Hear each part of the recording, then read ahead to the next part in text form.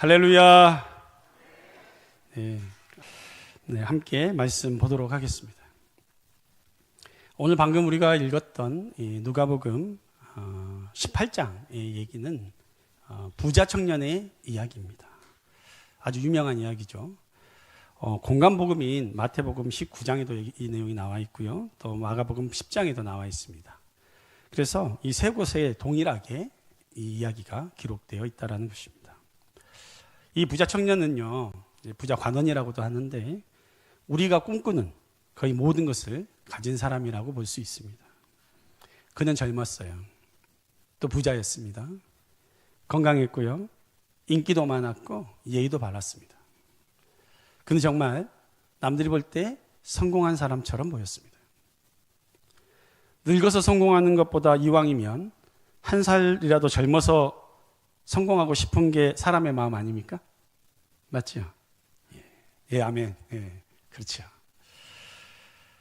그런데요, 이렇듯 모든 것을 다 이룬 것 같은 이 사람으로 보였지만 이 청년에게도요, 특별히 해결이 안 되는 질문이 한 가지가 있었습니다. 바로 어떻게 하면 영원한 생명을 얻을 수 있을까 하는 것이었습니다. 어느 날 이 청년이 예수님을 찾아와서 묻습니다. 오늘 보면 18절입니다. 우리 함께 다 같이 읽어볼까요? 18절 시작.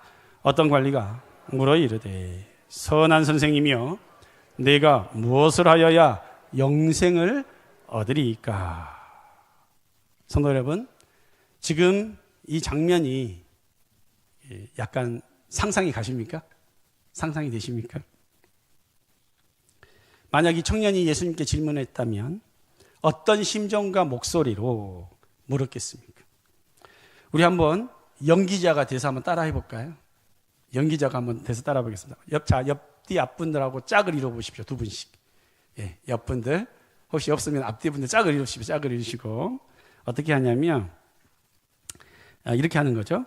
옆분들에게 말합니다. 얼굴을 쳐다보고 진지하게 얼굴을 보면서 간절한 눈빛으로 말하는 겁니다. 집사님, 혹은 권사님, 혹은 성도님, 혹은 형제님, 자매님 이렇게 부르고 이렇게 하시는 거죠. 제가 무슨 선한 일을 해야 영생을 얻겠습니까? 이렇게 간절한 눈으로 한번 얘기해 보십시오. 예, 한번 물어봐 보세요. 한번 대답해 보십시오. 네. 왜 제가 이걸 하냐면 현장감을 좀 느낄 수 있도록 하려고 제가 한번 시도를 해봤습니다. 지금요, 이 청년은요, 정말 진지했거든요. 정말 진지했어요. 예수님께서도요, 그의 모습에서 진심을 느낄 수가 있었습니다. 이 연관 본문이 마가복음 10장 17절에 나오는데요. 마가복음 10장 17절에 이렇게 나와요. 제가 읽어드릴게요. 예수께서 길에 나가실새 한 사람이 달려와서 꿇어앉아 묻자오되 선한 선생님이여 내가 무엇을 하여야 영생을 얻으리이까? 자, 이 연관복음인 마가복음에서는요, 이 청년이 그냥 오지 않았대요. 예수님 앞에 왔을 때 어떻게 했다고 합니까? 한 걸음에 달려와 무릎을 꿇었어요. 길바닥에 무릎을 꿇었다는 것입니다. 아주 정중하게 얘기를 합니다. 무릎을 꿇고 정중하게 말을 하죠. 내가 무엇을 하여야 영생을 얻으리이까? 그 간절함이 그 목소리 속에, 그 소리 속에, 자세 속에 묻어 있는 것입니다. 그의 눈에는요, 영적인 갈망과 응답에 대한 기대로 가득했었습니다. 그가 가진 것은 많았지만 여전히 채워지지 않는 무언가가 있었다는 것을 그는 느끼고 있었던 것입니다. 그렇습니다. 돈이 많다고 행복한 게 아닙니다. 돈이 모든 것을 해결해 주지 않습니다.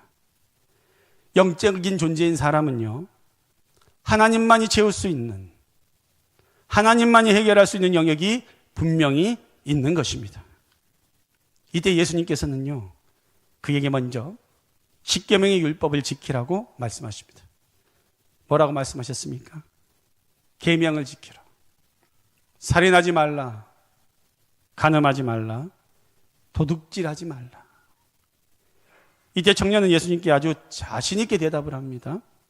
뭐라고 대답하죠? 이 모든 것은 제가 어려서부터 다 지켰나이다. 그는요, 율법의 요구대로 살았는데 아직 영생에 대한 문제가 해결이 되지 않아 불안했던 것입니다. 사랑하는 성도 여러분, 오늘 보면 18절의 질문을요, 잘 들여다보면 이 사람의 두 가지 영적인 문제가 보입니다. 우리 한번 18절을 화면으로 좀 띄워주시겠습니까? 우리 18절 한번 자세히 한번 봐보십시오. 첫 번째 문제는 뭐냐면 그가 질문하는 대상에 대한 오해, 잘못된 이해라는 것입니다. 지금 그는 예수님을 무엇이라고 불렀습니까? 선한 선생님이요 라고 불렀습니다. 예수님은 선생님입니까? 아닙니다. 선생님의 수준으로 볼 수 없는 분이십니다. 그는요, 예수님을요, 선하다고 말하고 예수님을 선생님, 즉 랍비라고 칭하고 있습니다. 즉 예수님을 주라고 부르지 않고 있다는 점입니다. 이 점이 바로 그의 문제입니다. 그는 예수님을 구원을 주시는 주로 보지 않고 자기에게 한 수 가르쳐 주시는 종교적인 선생님 정도로 보고 있는 것입니다. 예수님을 주라고 부르는 것은요, 영어로 로드입니다. 로드. 헬라어로는 퀴리오스입니다. 구약의 70인 역에서는 여호와를 번역할 때 사용한 단어입니다. 예수님을 주라고 부르는 것은요, 예수님을 하나님으로 고백하는 것입니다. 단순한 선생님이 아니라 온 세상을 다스리는 주권자로 인정하는 것입니다.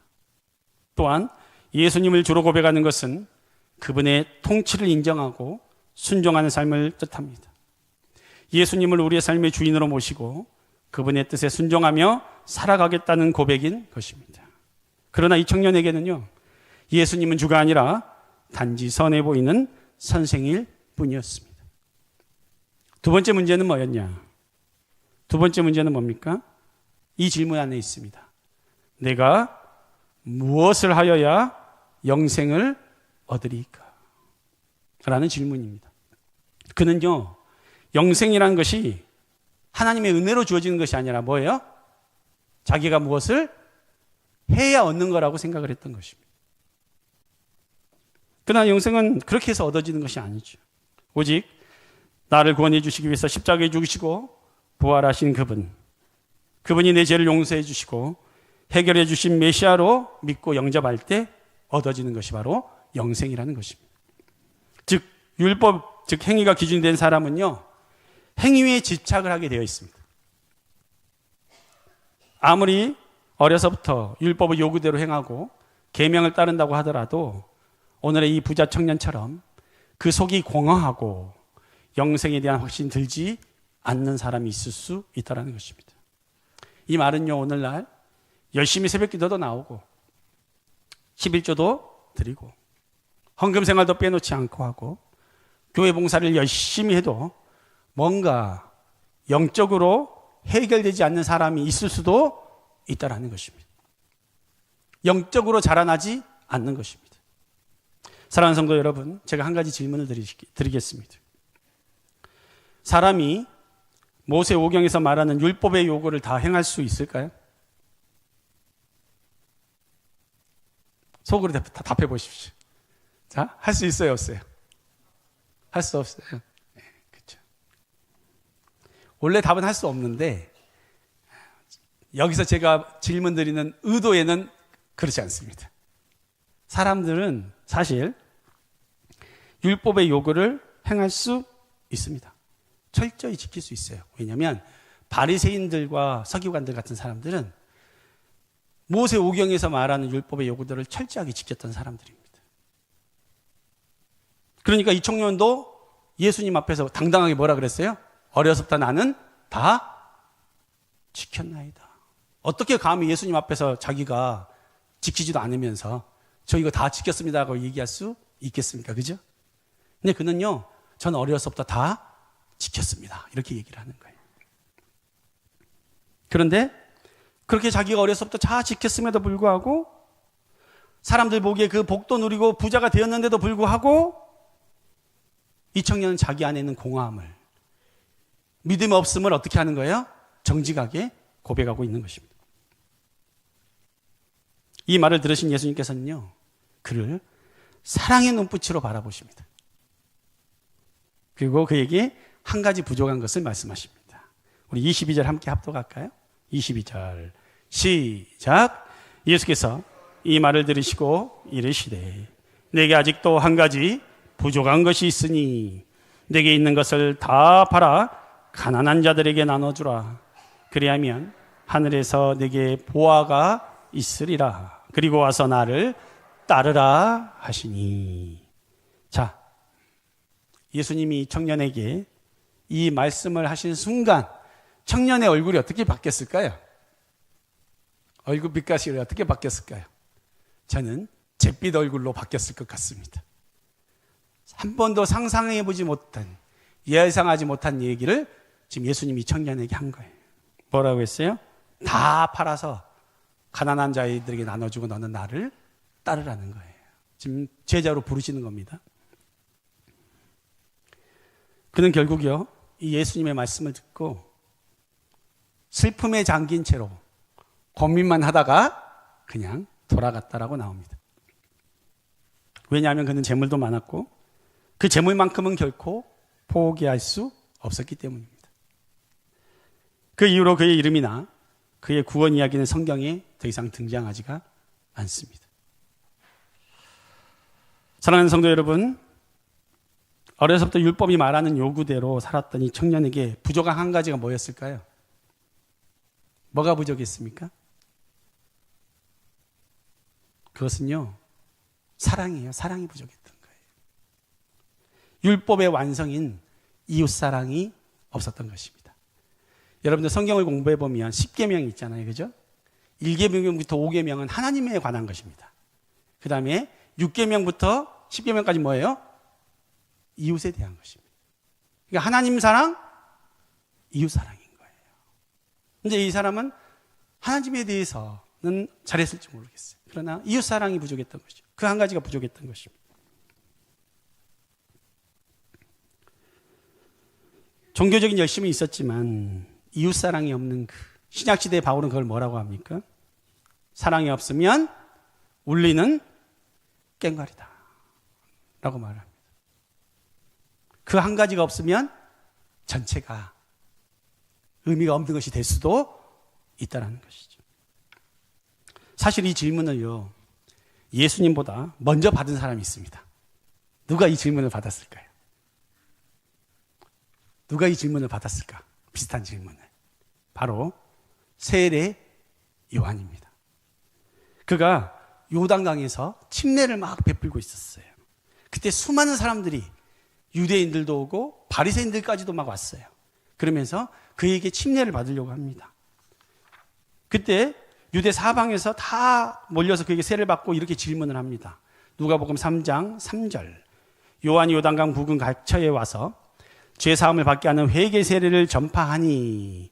누가복음 3장 10절에 무리가 물어 이르되 그러면 우리가 무엇을 하여야 하리까? 회개의 메시지, 천국 메시지, 영생의 메시지를 전하니까 어떻게 해요? 이 사람들이 뭐예요? 우리가 어떻게 해야 될까요? 라고 묻는 거예요. 지금 똑같은 거예요. 그런데 그때 세례 요한이 누가복음 3장 11절에 이렇게 대답합니다. 뭐라고 대답하냐면 3장 11절 혹시 화면에 있습니까? 같이 한번 읽어보겠습니다. 시작. 대답하여 이르되 옷 2벌 있는 자는 옷 없는 자에게 나눠줄 것이요 먹을 것이 있는 자도 그렇게 할 것이니라 하고. 뭘 말한 겁니까? 이웃사랑을 얘기한 거예요. 똑같아요. 세례요한의 메시지나 예수님의 메시지가 동일하다는 것입니다. 우리가 알지만 사실 예수님이요, 그동안 제자들을 부를 때 보통 어떻게 부르셨어요? 그냥 나를 따르라고 했어요. 길게 얘기 안 하셨어요.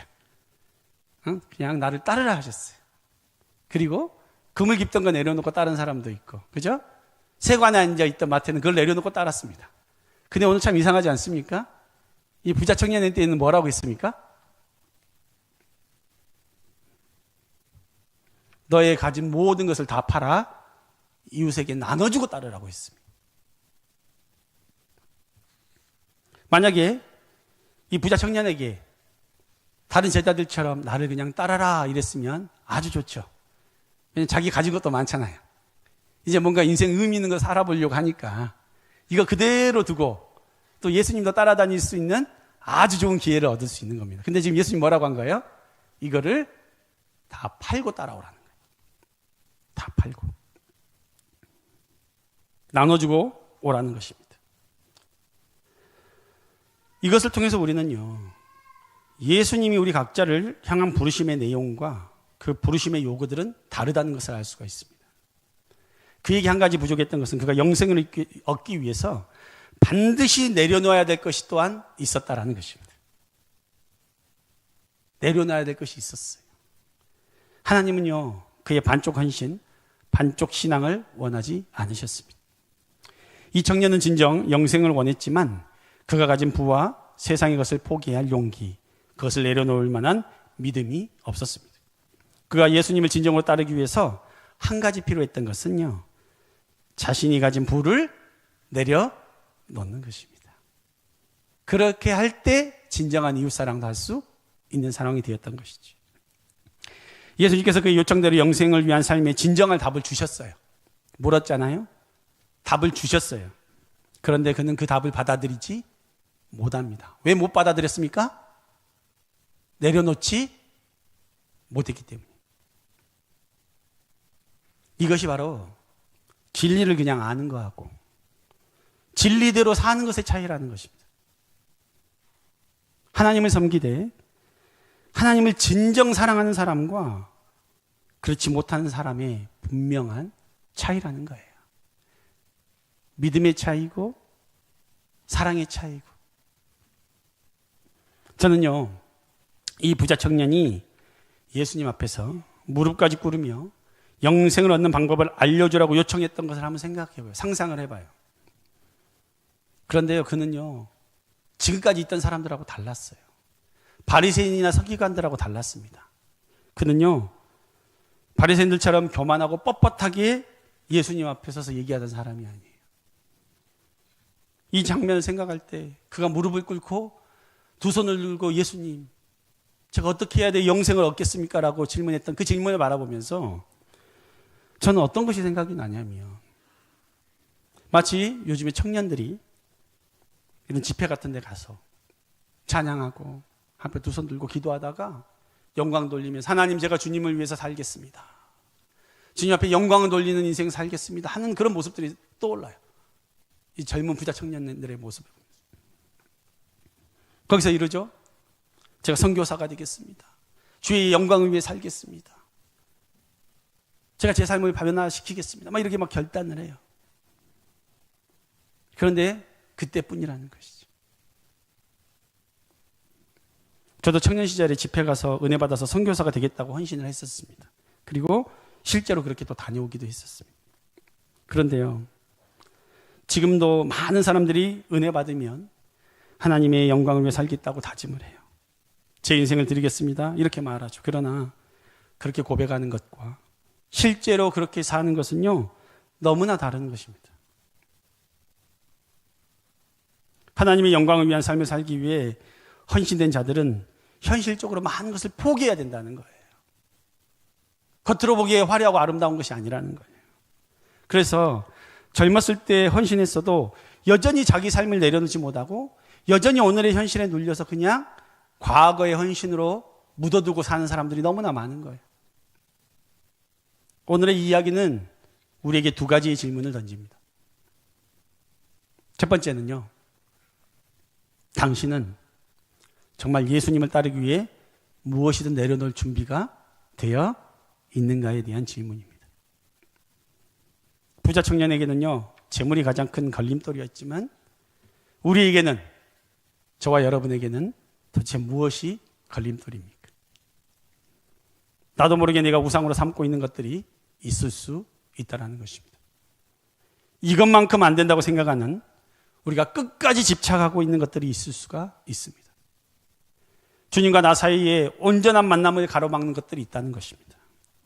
그것이 바로 집착입니다. 어떤 것은 또 습관이 될 수도 있습니다. 어떤 사람은 이 청년처럼 재물일 수도 있죠. 그런데 꼭 재물이 많다고 해서 재물에 집착하는 것이 아닙니다. 가난한 사람도 재물에 집착할 수 있어요. 어려서부터 가난했기 때문에 더 물질에 집착하고 또 그걸 놓지 못한 사람들이 있을 수 있다는 것이죠. 물질이 우상이 되어버린 사람들이 있을 수 있다는 것입니다. 만약에 예수님께서 여러분들의 꿈에 나타나거나 여러분의 기도 중에 나타나셔서 내가 지금 집착하고 있는 이것을 내려놓고 나를 따를 수 있겠니? 라고 말씀하신다면 여러분들은 그것을 어떤 마음으로 받으시겠습니까? 아브라함에게는 하나님이 이렇게 말씀하셨죠.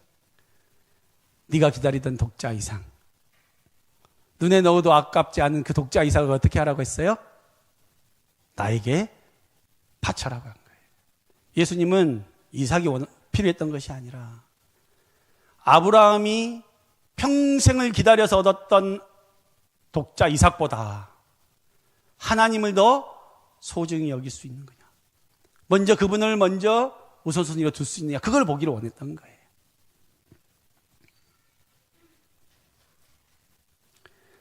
저는 또 이 부자 청년이요, 슬픈 얼굴로 떠나는 장면을 또 떠올려 봐요. 우리는요, 지금 어떤 걸 보고 있냐면, 한 사람의 일생일대의 기회,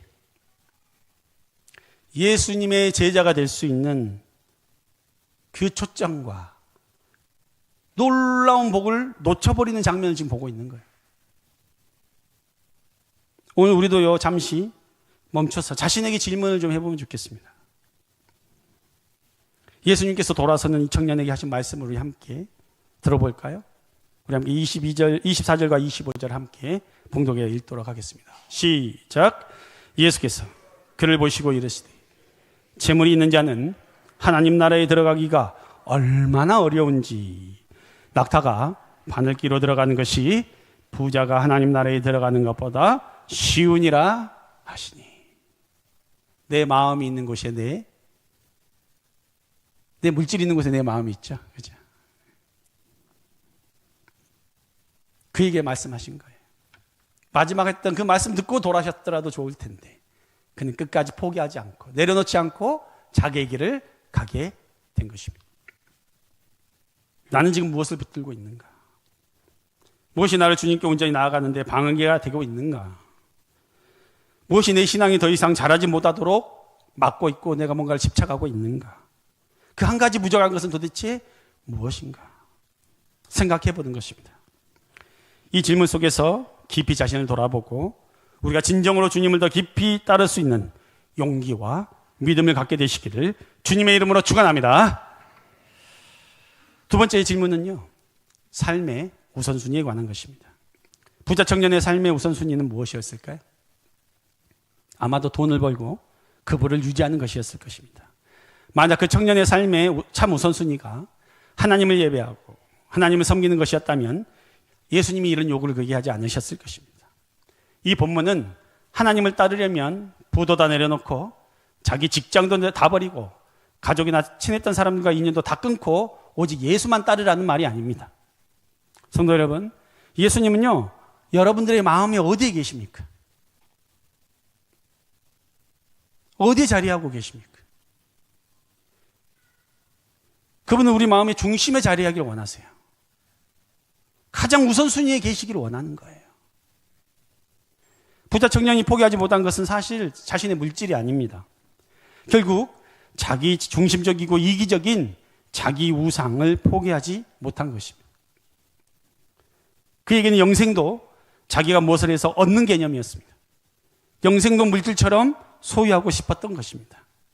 영생을 소유하기 위해서 예수님 앞에 무릎은 꿇었지만 그는 진실로 하나님을 경배하거나 예배하던 사람이 아니었다라는 것을 보여줍니다. 어려서부터 지금까지 그가 자신을 위해서 예배했던 것이고요, 자신을 위해 계명을 지켰던 것이고요, 자신을 위해 신앙생활을 했던 것입니다. 자신의 부는 자신의 신앙의 결과물이라고 여기며 어쩌면 자랑하고 다녔을지도 모릅니다. 오늘 이 부자 청년은 스스로가 증명해 보였던 믿음의 테스트를 통과하지 못했습니다. 그러나 실질적으로 자신이 가진 모든 것을 강제적으로 뺏겼던 사람이 있습니다. 그럼에도 불구하고 신앙이 흔들리지 않았던 사람이 있었어요. 누굽니까? 바로 동방의 부자 욥입니다. 하나님 편에서요, 우리의 신앙을 점검해 볼 때 가장 확실한 방법 중에 하나가 이겁니다. 내가 지금 누리고 있는 것, 내가 만족하고 있는 것, 그것을 하나님께 뺏어보는 거예요. 그것을 한번 흔들어 보는 거예요. 그때 나오는 거예요. 그 사람의 신앙이, 참 신앙이 나오는 거예요.